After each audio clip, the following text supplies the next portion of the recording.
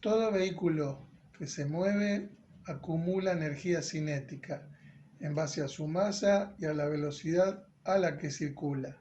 Y cuando frenamos, progresivamente esta energía se convierte en calor por la acción de los frenos. Nosotros tenemos un freno violento donde dejamos una huella de frenado por el desgaste del caucho sobre el pavimento y el bloqueo de las ruedas, y tenemos una distancia de frenado sin emitir ese frenado violento. Pero esa distancia de frenado a su vez se combina en una distancia de frenado y un tiempo de reacción. Todas esas dos combinaciones la podemos nombrar distancia total de frenado. O sea que cuando el conductor ve el peligro o lo detecta y tenemos que detener totalmente el rodado, tenemos que tener en cuenta que existe la distancia de reacción a través del tiempo de reacción y la distancia de detención.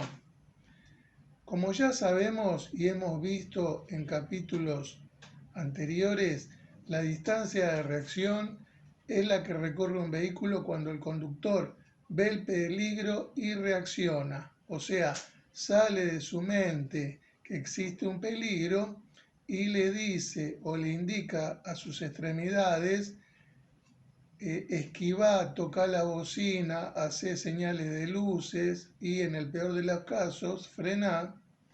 Esa distancia que recorre es de aproximadamente un segundo.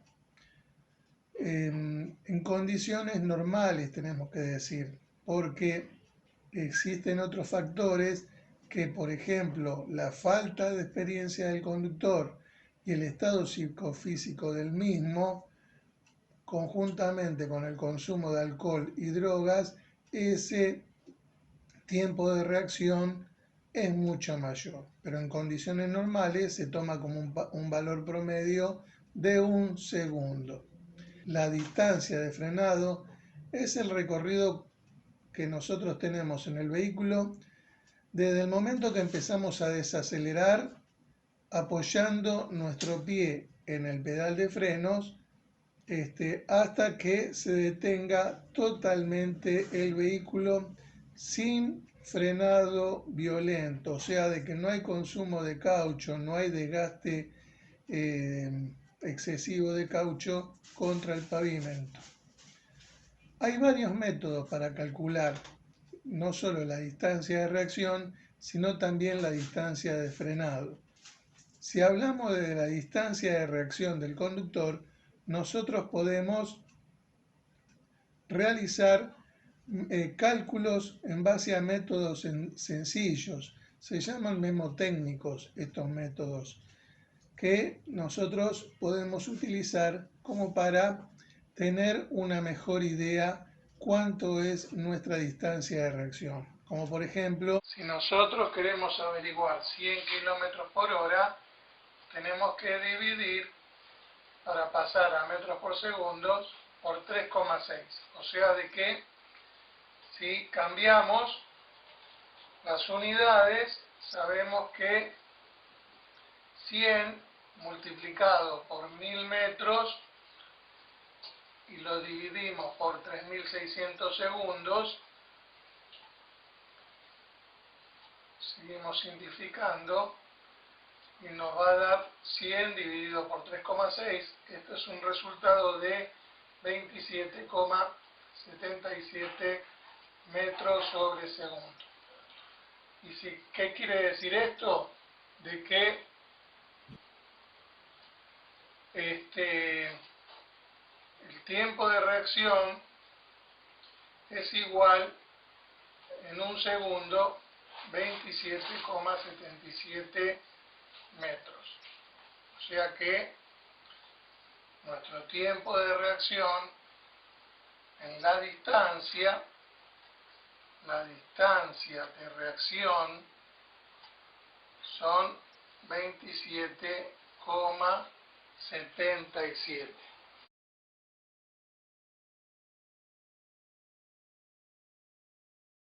Para calcular la distancia de frenado se tendría que hacer cálculos en base a movimiento rectilíneo uniformemente variado, en este caso desacelerado, porque nosotros estamos haciendo un frenado, o sea que la aceleración sería negativa.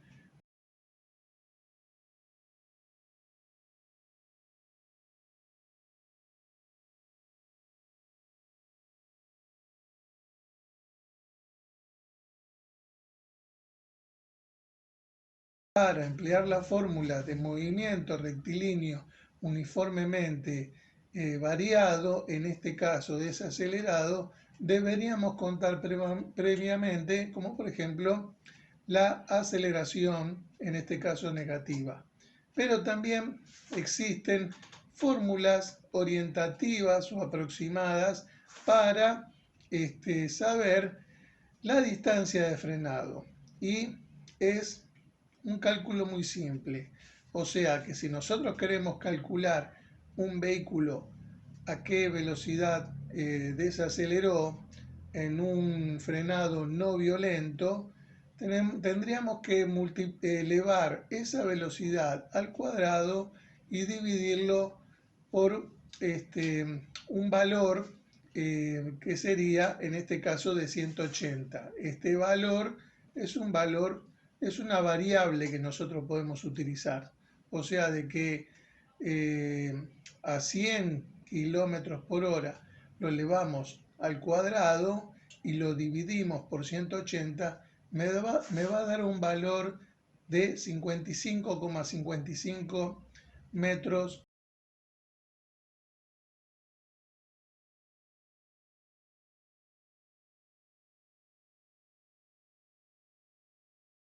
Pero acá no termina la cosa, porque nosotros queremos averiguar la distancia total de frenado. Entonces, sabiendo que un auto circula a 100 kilómetros por hora, la distancia total del frenado era la sumatoria de la distancia de reacción más la distancia de frenado.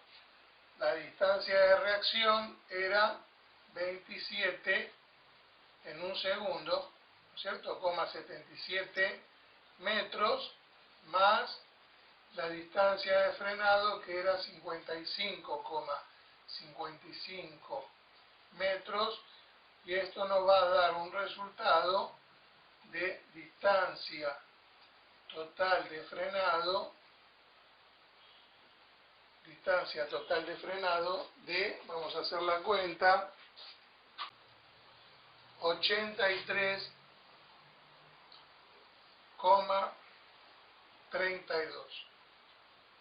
O sea que igual más o menos 84 metros. O sea que circulando a 100 kilómetros por hora este vehículo, el conductor, con su tiempo de reacción y la distancia de frenado, la distancia total es de casi 84 metros. Pero esto estamos hablando en condiciones óptimas, o sea, que no esté el piso mojado, un pavimento seco, que esté en buenas condiciones, porque todos otro tipo de factores influyen en esta distancia total de frenado que hemos hablado antiguamente. Y como, ¿cuál es? El estado de los frenos, el peso del vehículo, o sea que a mayor peso, mayor, o sea, más metros recorrerá ese vehículo. El peso de la carga, cuanto más peso, mayor distancia recorrida. Por supuesto que la velocidad influye, la pendiente, si es una pendiente negativa, el estado de la vía y por las condiciones, como dijimos recién, las condiciones climatológicas y por supuesto sin dejar de lado el estado psicofísico de su conductor. Bueno, hasta aquí hemos hecho una breve reseña de la distancia total de frenado, que es la sumatoria de la distancia del tiempo de reacción más la distancia de frenado con el pie en el freno no violento, o sea, un freno, podríamos decir, sin desgaste de neumático de caucho violento sobre el pavimento. Muchas gracias.